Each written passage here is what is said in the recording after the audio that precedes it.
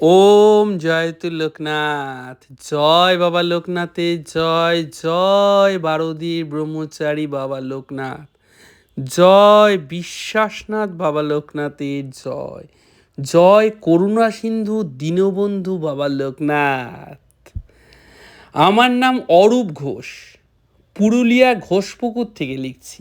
আচ্ছা, বাবা লোকনাথের অসীম কৃপা আমি আমার জীবনে একাধিকবার প্রত্যক্ষ করেছি। বাবা লোকনাথকে বিশ্বাসনাথ বলা হয় যে কারণে বাবা লোকনাথের অপার কৃপা আর বিশ্বাস রক্ষা করার প্রবণতা।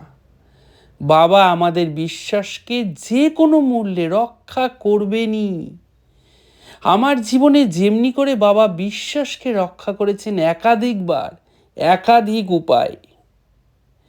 এই কারণেই আমার উপলব্ধি যেন কল্পনার চেয়ে উঁচুতে উঠে প্রতিবার আমায় বুঝিয়ে দেয় যে আমার ভগবান বাবা লোকনাথ কখনো নীরবে কৃপা করেন, আবার কখনো হাসি মুখে কৃপা করে আমাদের মনে বিস্ময় জাগিয়ে তোলেন। আর তাই আমি আনন্দ নিয়ে পরম কৃতজ্ঞতার সঙ্গে এই কথা আপনাদের বলছি, যে হৃদয় কৃতজ্ঞতা নিয়ে ভালোবাসা নিয়ে বাবাকে স্মরণ করে সেই হৃদয়ের উত্তর বাবা সাথে সাথেই প্রদান করেন। এইবার আমি আমার জীবনের কিছু ঘটনাবলীর উল্লেখ করছি যা থেকে প্রমাণিত হয় যে আমার বাবা বিশ্বাস রক্ষা করতে বড়ই ভালোবাসেন। ছোটবেলা থেকেই আমার ঘুড়ি ওড়ানোর শখ। ছোটবেলায় আর 5জন বাচ্চাদের যেমন কোনো না কোনো শখ থাকে, আমারও তেমন ঘুড়ি ওড়ানোর শখ চরম পর্যায়ে পৌঁছেছিল সেই সময়। রাতে ঘুমানোর সময়ও বিছানার পাশে ঘুড়ি ও লাটাই নিয়ে শুতে যেতাম। এমনই একদিন ঘুড়ি ও লাটাই নিয়ে শুয়েছিলাম। ঘুড়ির সুতোতে কাচের গুঁড়ো দিয়ে মাঞ্জা দিতাম। সেই সুতোই রাতের বেলা ঘুমের মধ্যে গলায় পেঁচিয়ে মারাত্মক অবস্থা, দম প্রায় যায়। কোনো রকম করে শুধুমাত্র জয় বাবা লোকনাথ উচ্চারণ করতে পেরেছিলাম। কি অদ্ভুত ব্যাপার, তখনই আমার পাশে শুয়ে থাকা মা কোনো কারণে ঘুমটা ভেঙে যায় তার। মা দেখতে পান আমার ওই অবস্থা। এরপর মাই যেন স্বয়ং বাবা লোকনাথ হয়ে সেই সুতোর পাশ থেকে আমায় মুক্তি দেয়। এর বহুকাল পরের ঘটনা, আমি তখন বড় হয়ে উঠেছি, পড়াশোনা শেষ করে চাকরি করছি, বিয়ে তখনও করিনি। বিয়ের সম্বন্ধ দেখা হচ্ছে।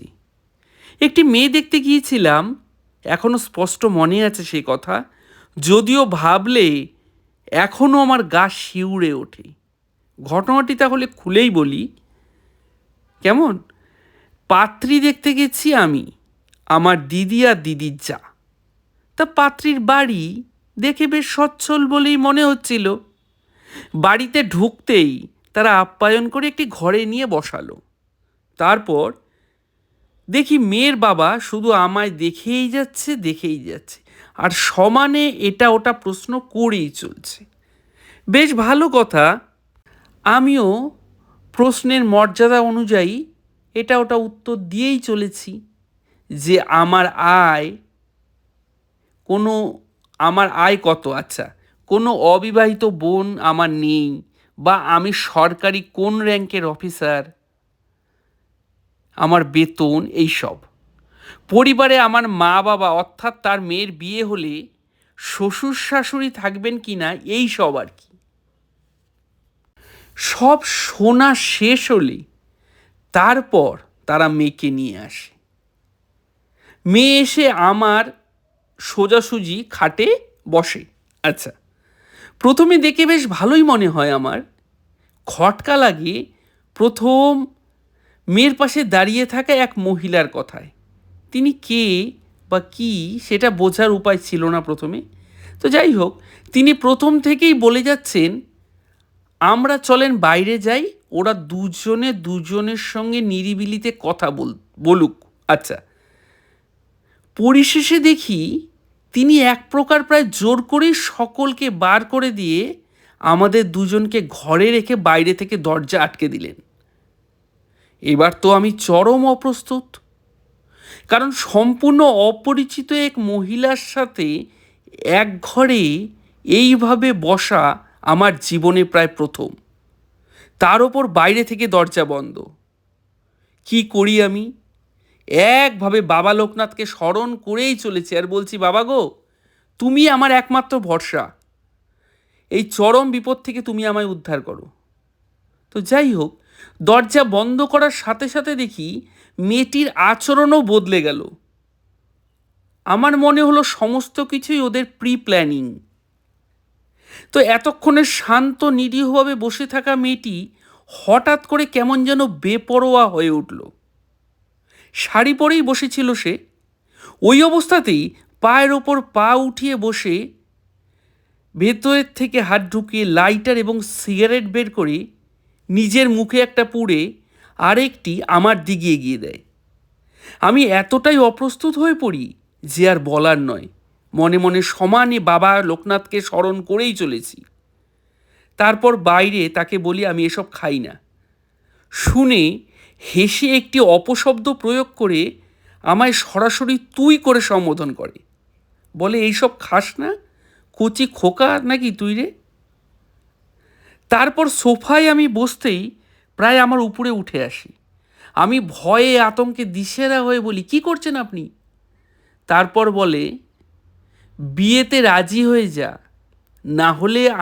না হলে কিন্তু আমি যে কি করব তুই কল্পনাও করতে পারবি না। আমি সমানে বাবা লোকনাথকে স্মরণ করেই চলেছি।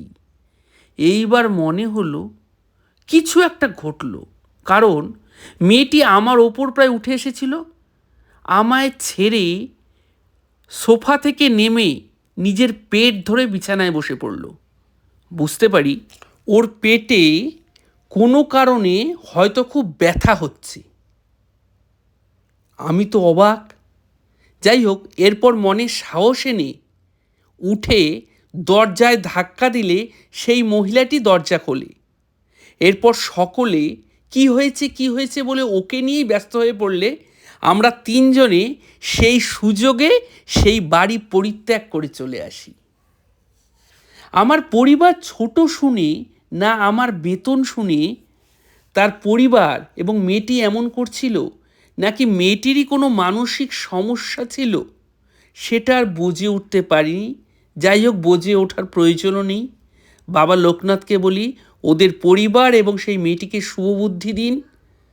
কিন্তু সব কিছু বোঝার ঊর্ধ্বে আমার বাবা লোকনাথ যে আমায় সে যাত্রায় সম্পূর্ণ নিরাপদে বাঁচিয়ে নিয়ে এসেছিলেন, তার জন্য আমার বাবা লোকনাথের কাছে আমি সারা জীবন আন্তরিকভাবে ঋণী হয়ে থাকব। কারণ আমার বাবা আমার সব। আমার বাবা সদা সর্বদা বিপদ থেকে আমায় এইভাবেই উদ্ধার করে নিয়ে আসেন এবং আমার বিশ্বাসের মান বজায় রাখেন। জয় বাবা বিশ্বাসনাথ লোকনাথের জয়, জয় বারদীর ব্রহ্মচারী বাবা লোকনাথের জয়। ওম জয়তু লোকনাথ।